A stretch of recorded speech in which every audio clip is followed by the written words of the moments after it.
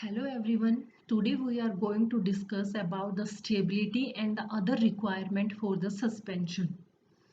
In case of any formulation, not only the products or the ingredients that has been used to prepare the formulation plays a role in the stability, but also its packaging material plays an important role in the stability of the product.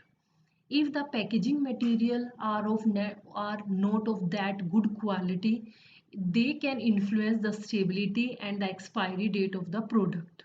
So we will discuss all these parameters in detail. First of all, stability of the suspension. There are various number of factors that contributes in the stability of a suspension. They are: number one, small particle size. If we reduce the size of the dispersed solid particle, it will increase the total surface area of the solid.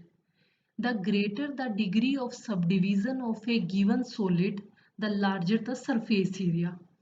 The increase in surface area means also an increase in interface between solid and liquid, and if the interface between the solid and liquid is increased, then the solid can be wetted to a larger extent by the liquid, and this will lead to an increase in the viscosity of the system.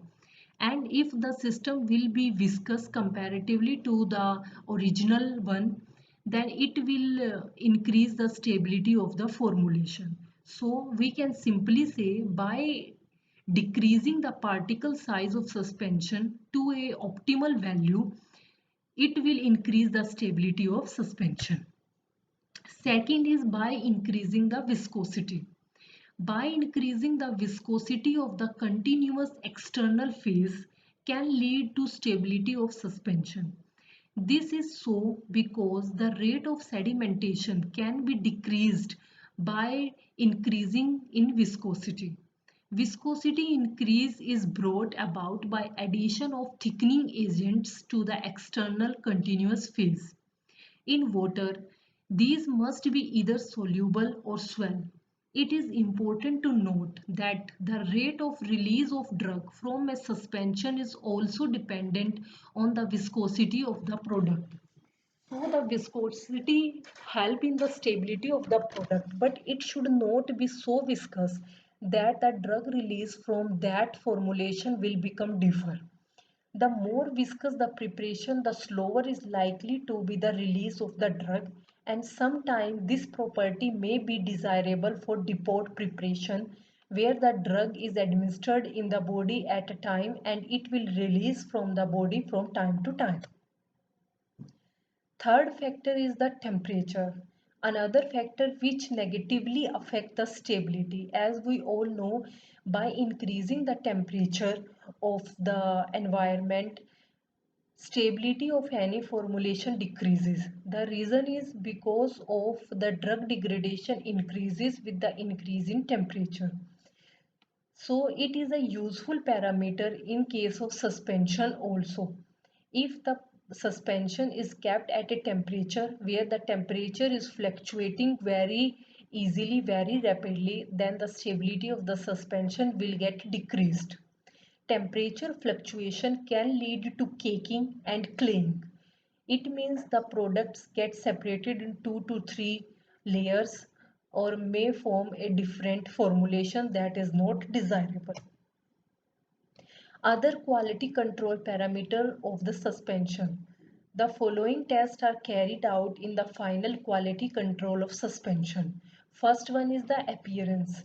In the appearance, we check color, odor and taste of the suspension.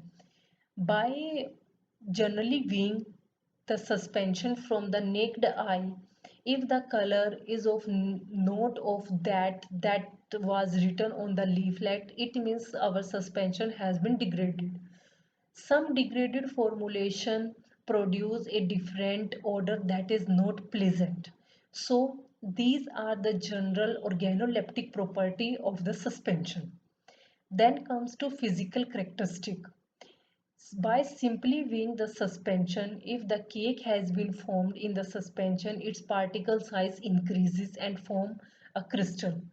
By just viewing the crystal, we can say the suspension is settling down and this product is not of good quality.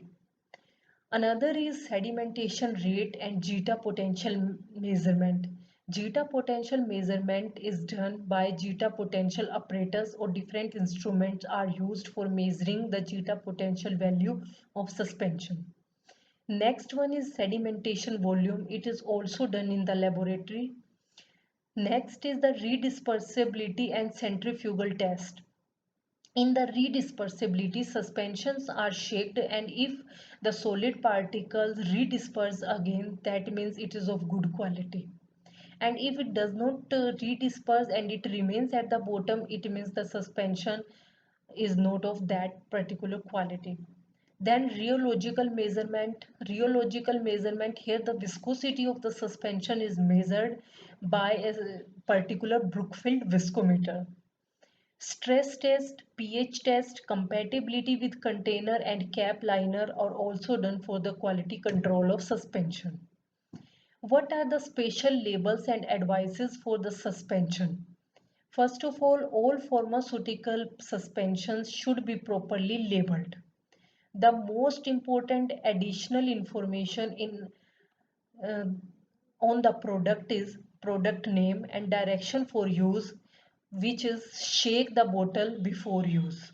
As we all see that this is a simple and mandatory requirement that should be written on the suspension. Shake well before use, as sometimes sedimentation of medicament would normally be expected.